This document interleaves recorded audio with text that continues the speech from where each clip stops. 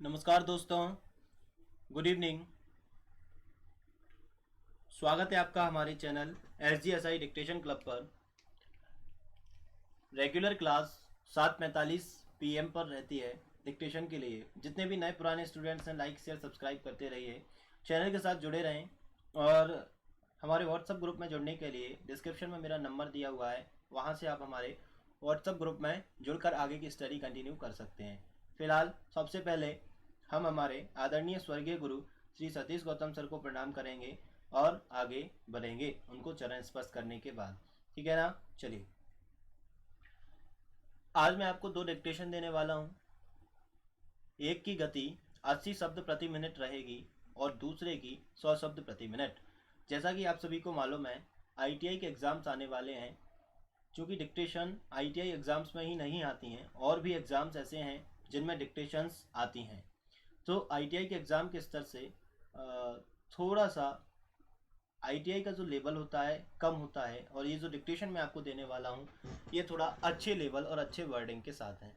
सभी लोग like share करते रहें लेक्चर को, और चैनल को सब्सक्राइब करें, बेल आइकन को प्रेस करें और रेगुलर क्लास 7:45 PM पर ज्वाइन करें। ज़्यादा बात न करते हुए आज की पहली डिक्टेशन दीपक प्रकाशन से नहीं दूंगा। आज ये डिक्टेशन आपको एक कलेक्शन से देंगे जो आपको आगे चलकर गवर्नमेंट जॉब्स में भी हेल्प करेगी।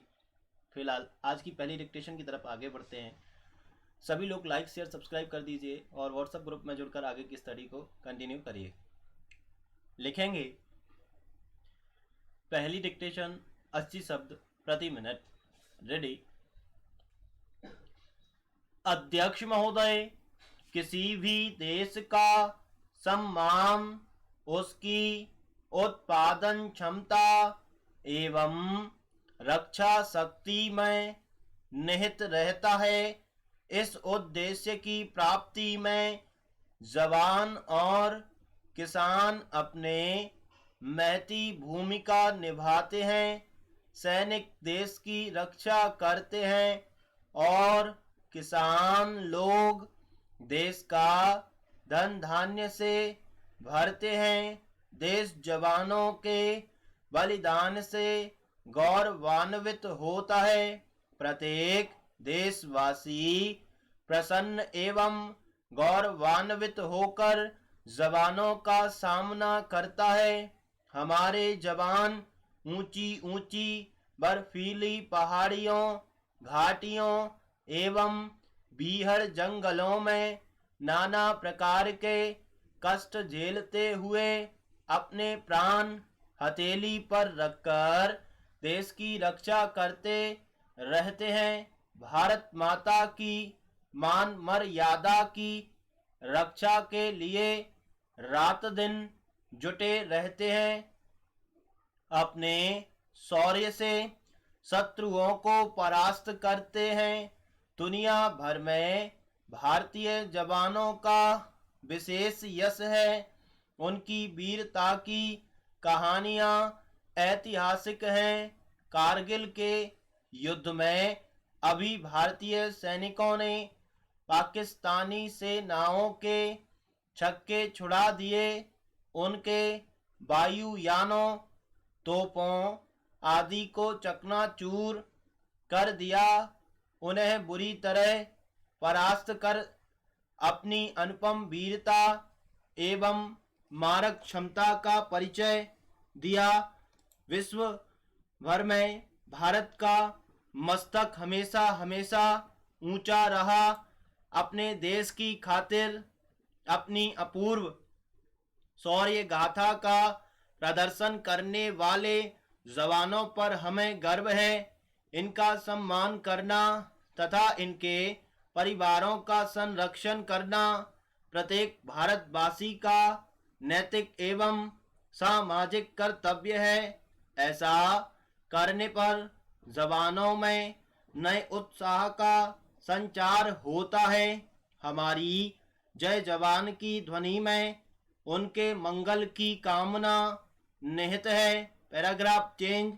हमारे जवान हमारी बाह्य सुरक्षा के ही प्रहरी नहीं हैं, वे हमारे देश के कभी कभी होने वाले संकट काल में भी जन जन का हित करते हैं।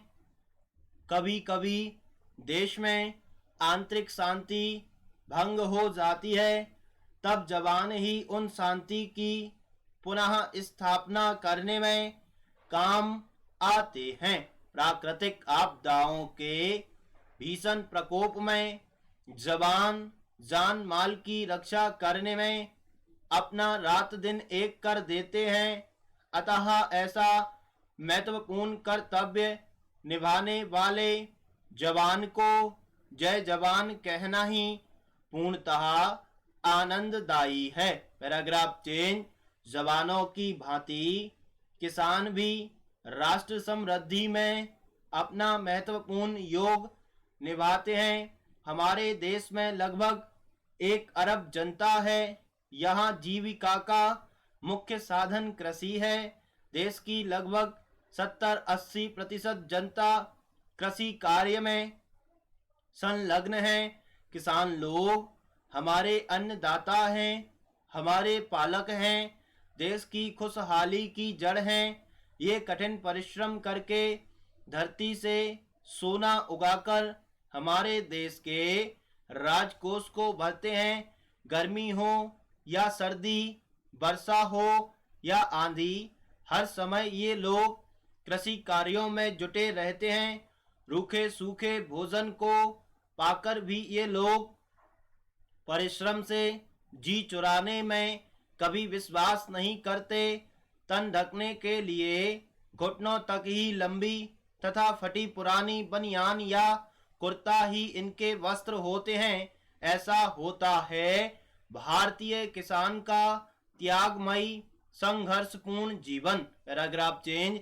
इतना ही नहीं, गरीबी के कारण ये कर्ज में सारी जिंदगी डूबे रहते हैं। अपने बच्चों को पौष्टिक भोजन, ऋतुकालीन वस्त्र तथा शिक्षा का खर्च सहन करने में ये असमर्थ होते हैं। ये अपने बच्चों का रुग्ण अवस्था में समुचित उपचार कराने में असमर्थ होते हैं। धन अभाव के कारण टूटे फूटे मकानों या घास फूस की झोपड़ियों में ये लोग अपने जीवन को बिताते हैं।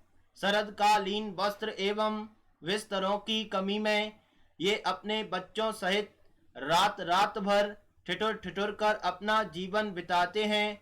बड़ी विडंबना ही है कि अपनी गाढ़ी कमाई से देश का खजाना भरने वाले किसान लोग अच्छी तरह अपना पेट भी नहीं भर पाते हैं और अभावों की जिंदगी बिताते हुए अपना सर्वस्व न्योछावर करते रहते हैं। इनका संपूर्ण जीवन परोपकार को समर्पित रहता है। स्टॉप। चलिए। गति 80 शब्द प्रति मिनट, शब्द 563। नोट: समय के अभाव में कुछ त्रुटि हो सकती है जिसे आप पूछ सकते हैं व्हाट्सएप ग्रुप में। ये पीडीएफ आपको आपके व्हाट्सएप ग्रुप में मिल जाएगा। चलिए, सेकेंड डिक्टेशन में आपको, अब हम सेकेंड डिक्टेशन की तरफ बढ़ेंगे जिसकी गति 100 शब्द प्रति मिनट रहेगी। ठीक है ना? चलिए, सेकेंड डिक्टेशन लिखेंगे। सभी लोग लाइक शेयर सब्सक्राइब करते रहिए चैनल को। और हाँ, अब हमारे पास मेंबरशिप्स के ऑप्शन भी हैं। जो बच्चा मेंबरशिप लेगा उनके लिए पर्टिकुलर क्लासेस रहेंगी। मेंबरशिप के लिए डिस्क्रिप्शन में सब कुछ दिया हुआ है, और अगर ज़्यादा जानकारी चाहते हैं तो वहाँ नंबर भी दिया हुआ है। आप व्हाट्सएप पर जुड़कर सारा कुछ पूछ सकते हैं। अलग अलग कोर्सेस में अलग अलग डिक्टेशन और अलग अलग मैटर्स आपको अवेलेबल रहेंगे, और बहुत कुछ है। जिस बच्चे को इंटरेस्ट हो और जो भी मेंबरशिप ज्वाइन करना चाहता है वो हमारे व्हाट्सएप ग्रुप में जुड़कर हमसे जानकारी ले सकता है या डायरेक्ट कॉल करके पूछ सकता है। चलिए,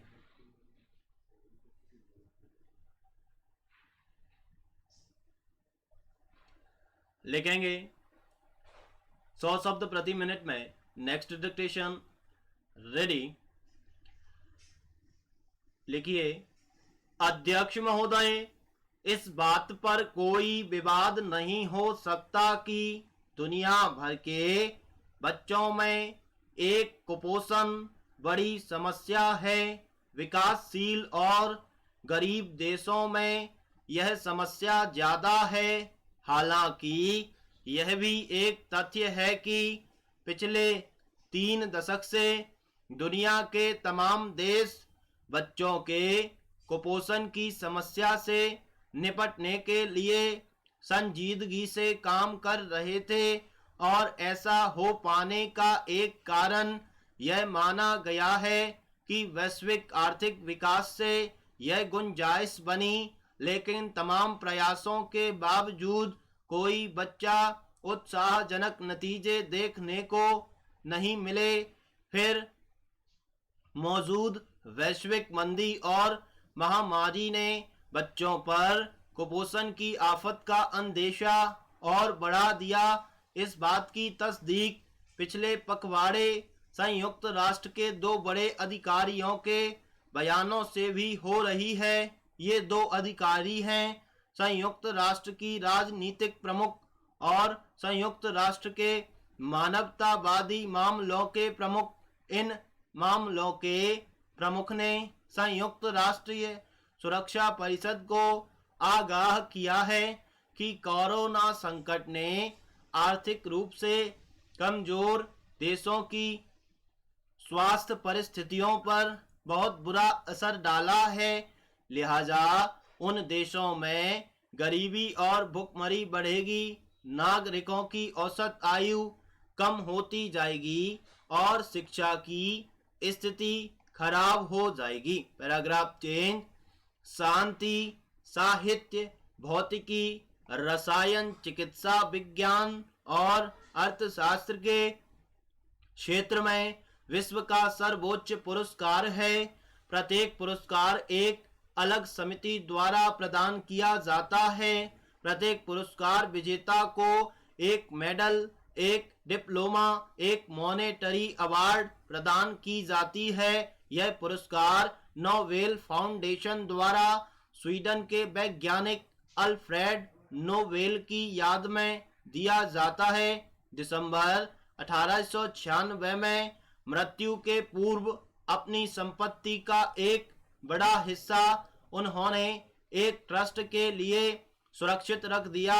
उनकी इच्छा थी कि इस पैसे के ब्याज से हर साल उन लोगों को सम्मानित किया जाए जिनका काम मानव जाति के लिए सबसे कल्याणकारी पाया जाए। स्वीडिश बैंक में जमा इसी राशि के ब्याज से नोबेल फाउंडेशन द्वारा हर वर्ष 6 क्षेत्रों में सर्वोत्कृष्ट योगदान के लिए दिया जाता है।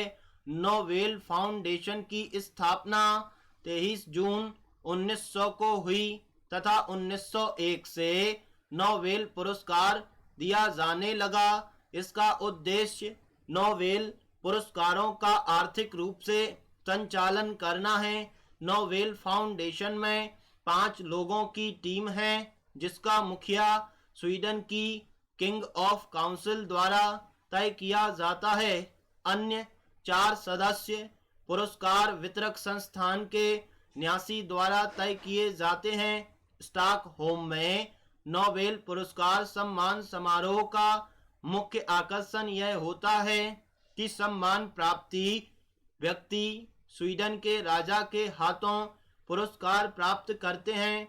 पुरस्कार के लिए बनी समिति और चयनकर्ता हर साल अक्टूबर में नोबेल पुरस्कार विजेताओं की घोषणा करते हैं। लेकिन पुरस्कारों का वितरण अल्फ्रेड नोबेल की पुण्यतिथि 10 दिसंबर को किया जाता है। अल्फ्रेड नोबेल का जन्म 1833 में स्वीडन की राजधानी स्टॉकहोम में हुआ था। 9 वर्ष की आयु में वह अपने परिवार के साथ रूस चले गए। नोबेल जब 18 साल के थे तो उन्हें रसायन की पढ़ाई के लिए अमेरिका भेजा गया। अल्फ्रेड नोबेल ने 1867 में डायनामाइट की खोज की। नोबेल ने अपनी पूरी जिंदगी में कुछ 355 आविष्कार किए थे, लेकिन सबसे ज़्यादा नाम और पैसा उन्होंने 1867 में डायनामाइट के आविष्कार से कमाया।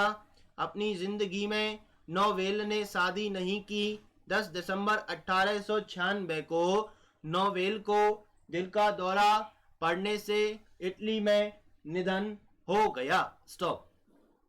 चलिए, 542 शब्द हैं। गति 90 शब्द थी, मैंने 100 बोला था, कहीं 90 कहीं 100, थोड़ा सा तेज थी, एक्यूरेट स्पीड नहीं थी। समय के अभाव के कारण कुछ त्रुटि हो सकती है, जैसे आप पूछ सकते हैं। फिलहाल इस लेक्चर को यहीं पर फिनिश करते हैं। हंसते रहिए सभी लोग, मस्त रहिए, व्यस्त रहिए, हमारे साथ जुड़े रहिए। लाइक शेयर सब्सक्राइब अवश्य करें और ITI की रेगुलर लाइव क्लासेस के लिए इवनिंग में 7:45 पर हमारा चैनल ज्वाइन करें और व्हाट्सअप ग्रुप के लिए डिस्क्रिप्शन में मेरे नंबर से हमारा व्हाट्सअप ग्रुप ज्वाइन करें। अभी के लिए इतना ही। नमस्कार, मिलेंगे नेक्स्ट क्लास में।